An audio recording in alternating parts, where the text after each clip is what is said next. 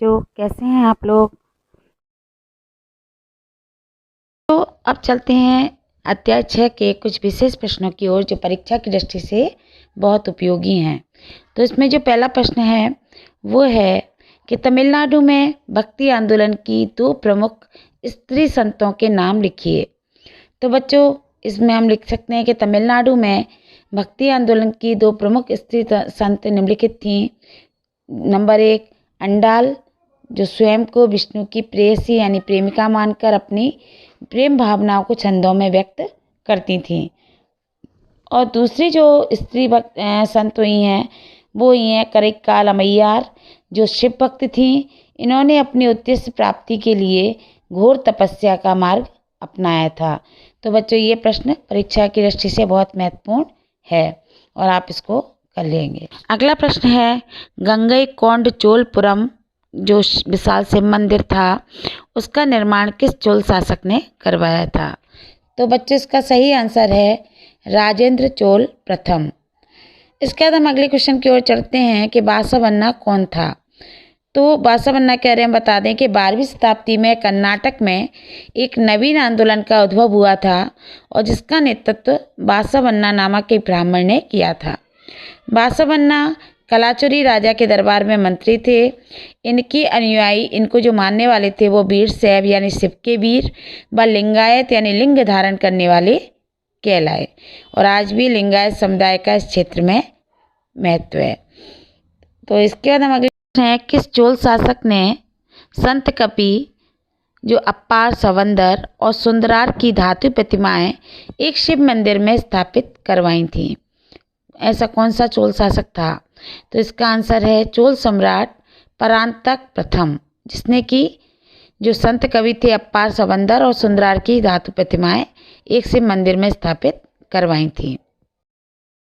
अगला प्रश्न है भारत पर आक्रमण करने वाला पहला मुस्लिम शासक कौन था। तो इसका उत्तर है मोहम्मद बिन कासिम, जिसने 712 ईस्वी में भारत पर आक्रमण किया था। अगला प्रश्न है प्रमुख सूफी सिलसिलों के नाम लिखिए। कौन कौन से सूफी सिलसिले रहे हैं। तो भारत आने वाले प्रमुख सूफी सिलसिले कौन कौन से थे ये बता देते हैं कि ये थे चिश्ती, सोहरावर्दी, कादिरी, फिरदौसी, हबीबी, जुनैदी, सतारी और इमायादी। ये जो थे इसके सूफी सिलसिलों के नाम थे। इसके बाद जो अगला प्रश्न है वो है किन्हीं 5 प्रमुख चिश्ती संतों के नाम लिखिए। तो 5 प्रमुख चिश्ती संतों के नाम इस प्रकार हैं। नंबर 1 शेख मोइनुद्दीन चिश्ती, नंबर 2 ख्वाजा कुतुबुद्दीन बख्तियार काकी, नंबर 3 शेख फरीदुद्दीन गंजे सकर, और चौथा है शेख निजामुद्दीन औलिया, 5वां है शेख नसीरुद्दीन चिरागे दहली। तो आप इनको याद कर सकते हैं। इसके बाद हम अगले प्रश्न पर आते हैं कि उलेमा कौन थे। उलमा या उलेमा कौन थे। तो बच्चों, उलमा आलिम का बहुवचन है, जो कि उलमा जो थे वो इस्लाम धर्म के ज्ञाता थे। इस्लाम धर्म के संरक्षक होने के नाते वे धार्मिक, कानूनी और अध्यापन संबंधी जिम्मेदारी निभाते थे। तो ये उलमा थे। अब इसके बाद हम अगले प्रश्न पर आते हैं। वो प्रश्न है जिम्मी किन्हें कहा जाता था। जिम्मी, तो बच्चों जिम्मी शब्द की जो उत्पत्ति है वो अरबी जो भाषा का शब्द है जिम्मा से हुई है, जिसका अर्थ होता है संरक्षित क्षेत्र होता है। जिसका अर्थ संरक्षित क्षेत्र होता है। जिम्मी मुसलमान शासन क्षेत्र में रहने वाले संरक्षित समुदाय थे। जिम्मी वे लोग होते थे जो उद्घटित धर्मग्रंथ को मानने वाले थे, जैसे इस्लामी शासकों के क्षेत्र में रहने वाले यहूदी और ईसाई। ये लोग मुस्लिम शासकों को उनके द्वारा दिए गए संरक्षण के बदले में जजिया नामक कर चुकाते थे, तो उन्हें जिम्मी कहा जाता था। अगला प्रश्न है सूफीवाद और तसव्वुफ पर संक्षिप्त टिप्पणी लिखिए। तो सूफीवाद 19वीं शताब्दी में मुद्रित एक अंग्रेजी शब्द है। इस सूफीवाद के लिए इस्लामी ग्रंथों में जिस शब्द का इस्तेमाल होता है वो है तसव्वुफ। कुछ विद्वानों के अनुसार यह शब्द सूफ से निकला है, जिसका अर्थ ऊन है। ये उस खुरदरे ऊनी कपड़े की ओर इशारा करता है जिसे सूफी पहनते थे। अन्य विद्वान इस शब्द की व्युत्पत्ति सफ़ा से मानते हैं, जिसका अर्थ है साफ। ये भी संभव है कि ये शब्द सफ़ा से निकला हो, जो पैगंबर साहब की मस्जिद के बाहर एक चबूतरा था, जहाँ निकट अनुयायियों की मंडली धर्म के बारे में जानने के लिए इकट्ठी होती थी। जोगी कौन थे? तो बच्चों, जोगी गोरखनाथ तथा अघोरनाथ के शिष्य थे। ये उत्तरी भारत में बहुत ही लोकप्रिय थे। सूफी संतों पर भी इनका बहुत अधिक प्रभाव था।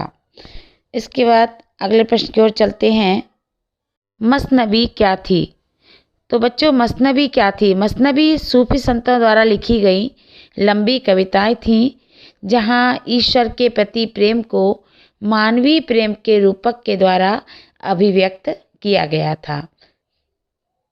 इसके बाद अगला प्रश्न है, जीनन क्या है? जीनन, तो बच्चों जीनन जो शब्द है वो उसकी व्युत्पत्ति संस्कृत शब्द ज्ञान से हुई है। ये जीनन है भक्ति गीत थे।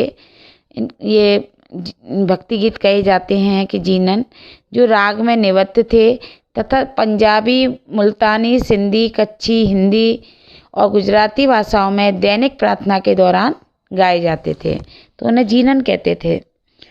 इसके बाद जो अगला प्रश्न है बहुत अधिक महत्वपूर्ण है। खालसा पंथ की नींव किसने रखी? इसके 5 प्रतीक क्या थे? खालसा पंथ की जो नींव थी वो सिखों के 10वें गुरु गोविंद सिंह जी ने रखी थी या डाली थी। गुरु गोविंद सिंह के द्वारा 5 प्रतीक बताए गए थे। नंबर 1 बिना कटे केश, नंबर 2 कृपाण, नंबर 3 कच्छ, नंबर 4 कंघा और नंबर 5 लोहे का कड़ा। यानी ये 5 चीज़ें खालसा पंथ को मानने वालों को धारण करनी पड़ती थी।